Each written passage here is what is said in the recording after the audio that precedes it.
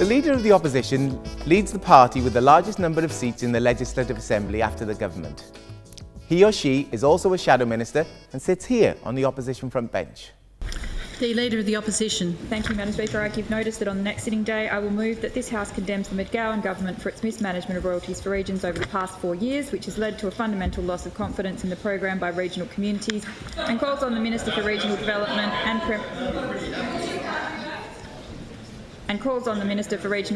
and Premier to restore the integrity to the program. In question time, more formally called questions without notice, the Speaker will usually offer the first question to the Leader of the Opposition. The Leader of the Opposition. Thank you, Madam Speaker. My question is to the Minister for Health. Minister, I refer to the WA Government's response to the Weeramanthra review of Western Australia's hotel quarantine arrangements, and noting that the Government supported all 16 recommendations in the review, I ask, 1. Have all 16 recommendations been implemented? 2. If not, please advise which recommendations are still outstanding? And 3. If not, when can we expect these recommendations to be fully implemented? The Leader of the Opposition will also play a major role in debates in the House.